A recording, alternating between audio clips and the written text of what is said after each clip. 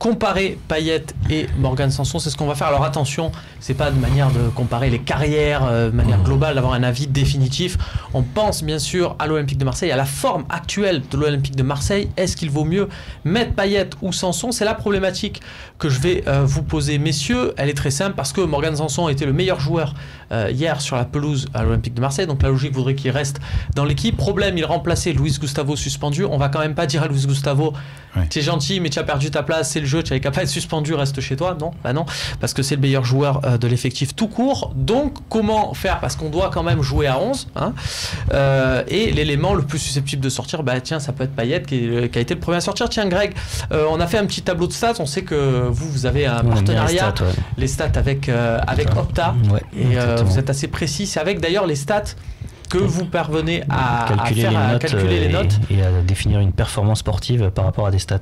Et alors vraiment, en comparant les notes avec ce qui peut se faire dans la presse, non seulement on voit que c'est très proche, mais on voit que justement ça enlève quelque part l'affect et on est quand même sur des sur des choses qui arrivent ça fonctionne. On voit que les stats fonctionnent. Après il y a toujours des petites choses qu'on n'a pas nous dans les stats, c'est les replacements, est-ce que vraiment ça a été bien fait, etc. Ça se voit pas aujourd'hui dans les stats. Bien sûr, c'est les limites des stats. Mais on voit que au final on arrive à quand même être 95% autour d'une note qui correspond à une performance de joueur.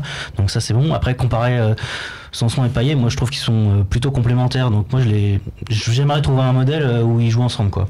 Alors on va y venir, on va voir si c'est possible. En attendant, regardez, depuis le début de saison, Sanson c'est 7 buts, 2 passes, il a joué 75% du temps de jeu à Olympique de Marseille, alors que Payet c'est 1 but, 5 passes et que seulement 45%. C'est vrai qu'on parle beaucoup, on voit Sanson, on le présente régulièrement comme un remplaçant et Payet comme le capitaine, le numéro 10, mais on voit qu'au final il y en a un qui a joué 45% du temps et l'autre 75%. Payet est quand même plus décisif au regard de son temps de jeu. Et puis alors regardez, puisque l'OM a disputé 21 matchs depuis le début de saison en compétition officielle, Payet en a loupé 7 pour blessure, c'est quand même un tiers des matchs, et il y en a un tiers où il est sorti en cours de match, ce qui donne aussi une capacité, alors que Sanson, il a manqué seulement 2 matchs. Il y a un match où il est resté sur le banc en totalité et un match qu'il a loupé pour cause de suspension. Alors que Sanson, qu'on présente comme un remplaçant, il joue tout le temps en fait. Oui, il joue tout le temps, pas tout le temps, puisque je me rappelle quelques fois où il boudait, et à juste titre, parce que je pense que Morgan, il a sa place dans cet effectif de l'Olympique de Marseille. Alors effectivement, à ce poste-là, on l'a mis en remplacement de Payet sur le côté, c'est pas son poste. Essayons de lui trouver un poste définitif qui puisse prendre confiance et nous apporter ce qu'il sait apporter. Ce que disait Grégory, qui voulait associer les deux, est-ce qu'on peut mettre Sanson donc devant les deux milieux défensifs, donc dans ce rôle un peu numéro 10, et repasser Payet à gauche? Oui, Romain, moi ce que je voulais qu'on comprenne un petit peu, c'est qu'il faut aussi s'adapter à l'adversaire. On parle de la composition d'une équipe. Oui, on peut, à partir du moment où on sait les forces des adversaires et quelle est la meilleure méthode pour contrer l'adversaire. Est-ce qu'on peut jouer à 2-6? Est-ce qu'on peut jouer... C'est ce qu'il faut penser déjà, c'est connaître l'adversaire, et à ce moment-là, je vais pouvoir faire un système de jeu avec Payet et Sanson. Est-ce que c'est possible là? On va voir Konyaspor, on va avoir des matchs. On parlait de la forme de Dimitri Payet. Est-ce que c'est là aussi quelque chose à se dire? Là, bon, on profite du fait d'avoir Sanson pour le laisser un peu revenir à 100%, où il a besoin de cette confiance-là. Est-ce que le fait déjà, c'est tout bête aussi, on l'a vu en équipe de France avec Loris Kandeboulona, est-ce que le fait qu'il soit capitaine, ça rentre aussi dans la réflexion? Le fait qu'il soit capitaine, ça devrait lui le responsabiliser et l'amener à faire un petit peu plus d'efforts que ce qu'il ne fait aujourd'hui. Le problème, il est là. Parce que en effort, tu dis que voilà, si il est blessé, il a loupé un tiers des rencontres sur blessure, il y a évidemment, quand même... les efforts. Non, je parle même pas de ça. Je parle pas de l'entraînement invisible, etc. Mais sur les matchs où il a joué, il s'est pas montré assez décisif. On l'a enlevé du côté gauche parce que justement, ça lui faisait faire trop d'efforts. Pour le replacer en 10, le fait de le replacer en 10, c'est ça qui a condamné d'une certaine manière Sanson et Lopez, et au final il me donne pas satisfaction. Alors je veux pas être trop dur avec lui parce que justement il cumule pas mal de blessures, mais à un moment donné on va pas pouvoir s'adapter uniquement à lui, même si c'est la tête de gondole du projet, même si c'est notre capitaine, même si c'est le numéro 10, et à un moment donné s'il faut le mettre à gauche et qu'il doit faire les efforts, il faut qu'il le fasse. Tiens, il y a Aubin, Max, qui nous demande qui est le joueur le plus en danger avec le retour en forme de Sanson. Je vais dans ton sens. Pour moi, c'est Ocampos. C'est Ocampos parce que pour moi, j'imagine une équipe type avec Zambo et Gustavo à la récupération, Sanson devant, à gauche Payet et à droite Thauvin. Quelque part, on l'a peut-être, Grégory, la solution là, parce que Payet, on est en train de dire qu'il n'a pas 90 minutes dans les jambes, donc du coup, on peut titulariser Payet, et puis pour les 30 dernières minutes, la mobilette Ocampos, histoire d'avoir un peu d'activité. Après, Ocampos, il est quand même très très très brouillon, donc c'est vrai que le sortir, c'est quand même, je pense, une bonne idée. Il y a vraiment mieux à faire avec lui. Après, il a quand même un truc, c'est qu'il court beaucoup et qu'il est dans les pieds, quoi.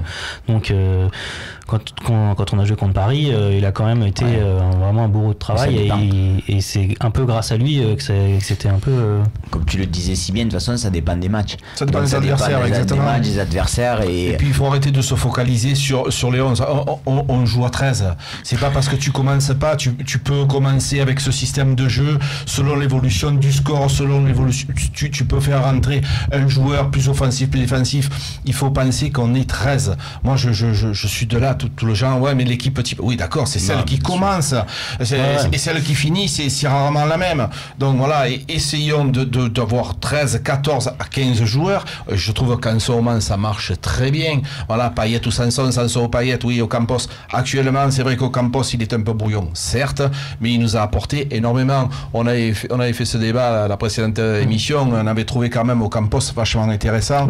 Il nous a apporté dans le couloir. En ce moment, il faut le faire un petit peu souffler. Tout le groupe est important. Quand tu regardes un joueur comme Zambo, aujourd'hui, il se fait assassiner. C'est vrai que de toute façon, il a manqué son match à Bordeaux. Mais de notre côté, on n'en attendait pas autant de lui. Il a accumulé les rencontres. Il est parti en sélection, il a joué. Et peut-être que lui aussi, il faudrait le faire un peu souffler. Et là, tu as aussi la solution de mettre Sanson et Louis Gustavo. Alors voilà, je voulais vous interroger aussi là-dessus, parce que pour les associer tous les deux, il y a aussi la possibilité de mettre en fait Sanson à la place de Zambo et de mettre un Sanson Louis Gustavo. Est-ce que c'est possible? Est-ce que dans l'Impact, on est suffisamment pourvu? Est-ce que parce qu'on de caisse quand même, hein.